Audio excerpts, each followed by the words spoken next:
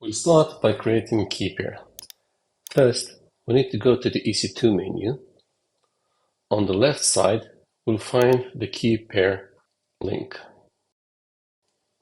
We'll click the link and we'll create a new key pair. We'll give the key pair a name,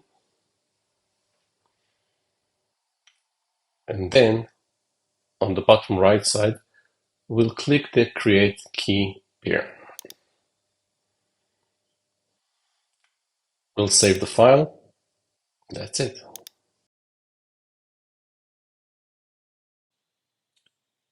Next, we'll create the web server. Again, we'll go to the EC2 and we'll launch a new instance.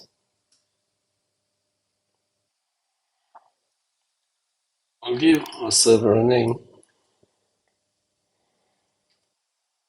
I'll select the Amazon images, where we can see the image, AMI image, and we can select also the instance type. In this case, it is a T3 micro, but we can also select T2 micro or some other instance type. We'll select the previously created key pair.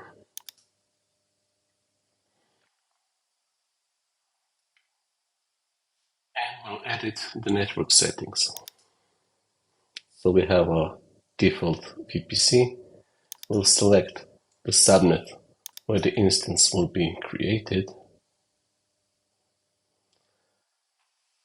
And instead of using the default security group, which is offered over here, we will create a new security group.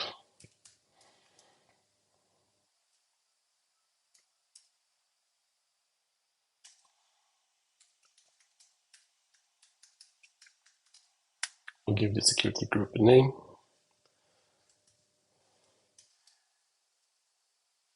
And the description. And we will provide two rules into the security group. First one is the ability to connect with SSH, not from anywhere, but from my current IP address. And as it's going to be a web server, we also need to open the HTTP port.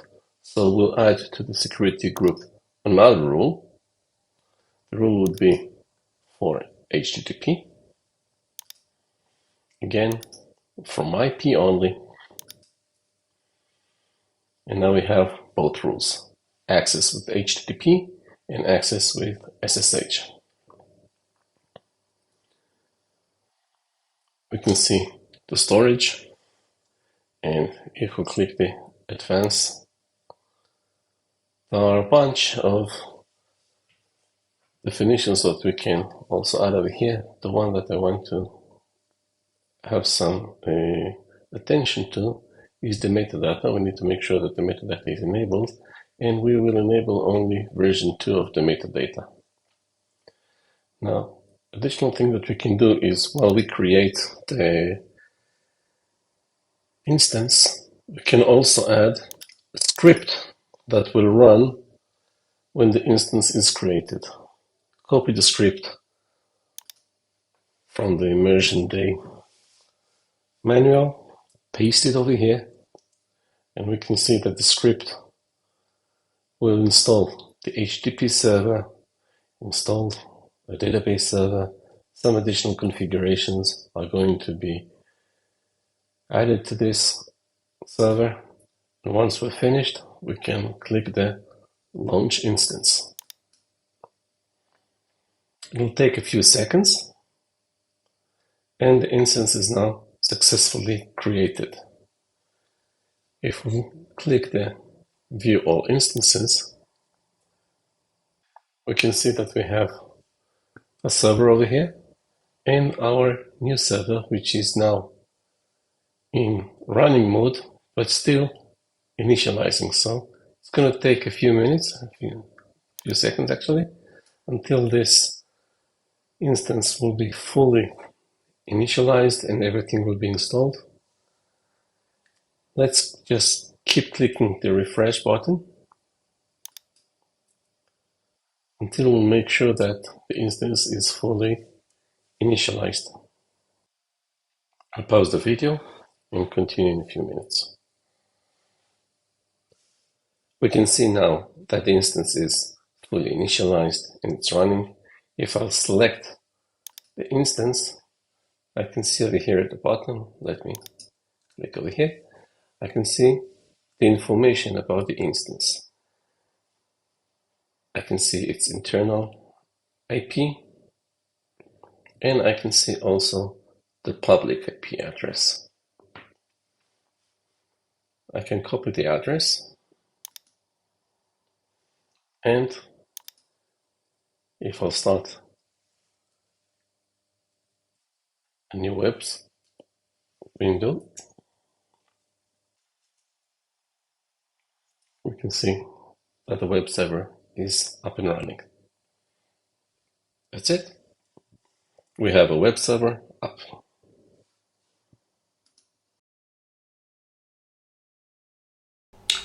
There are several ways that we can connect to a Linux instance. One of them is using the SSM. First, we need to create a role that will allow the EC2 to access SSM. To do this, we go to IM, we'll select role, create a new role, and this new role needs to be attached to a service. The service that it needs to be attached to is in EC2 instance service.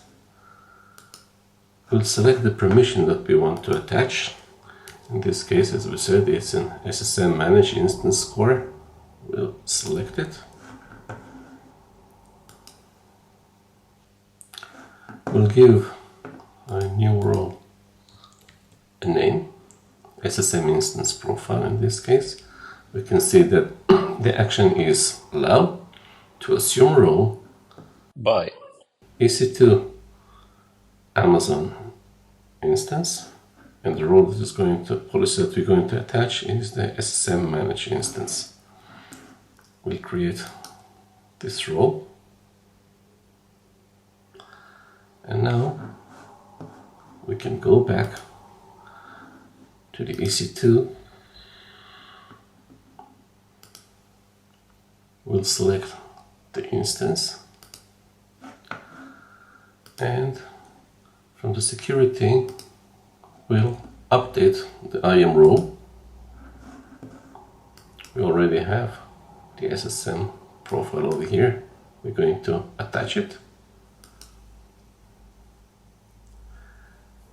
and once it is attached, we can now select it and connect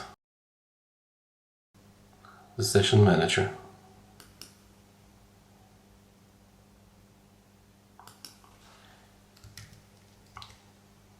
That's it.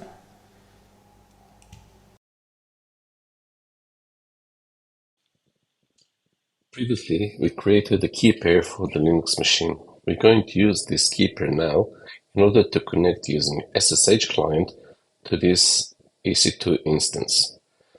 Now, SSH client is built into OS X and also to Linux.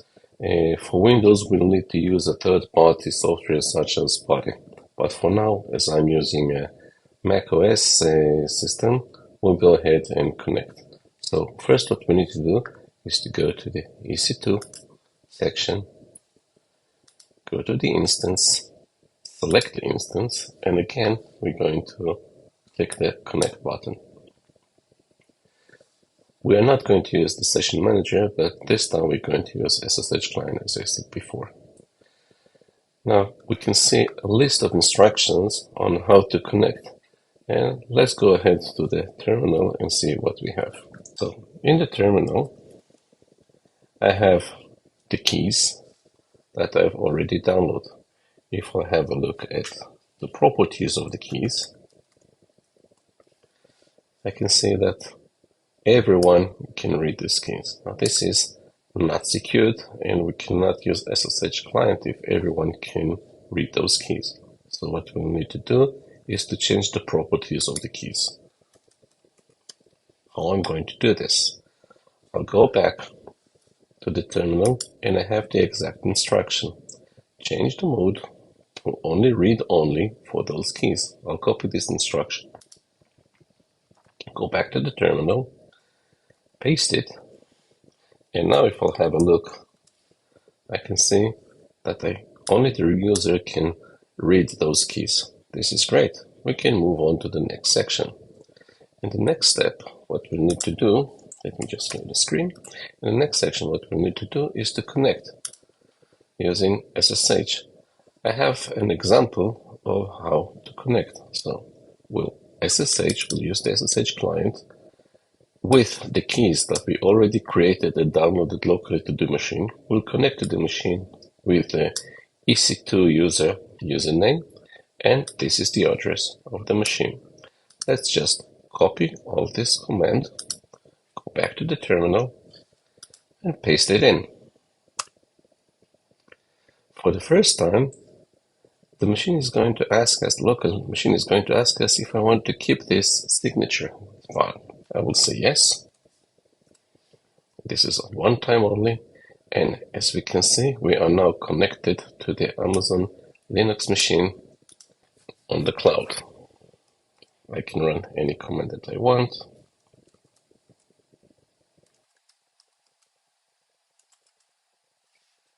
And that's it. When I want, I can log out from this command and go back to my local machine.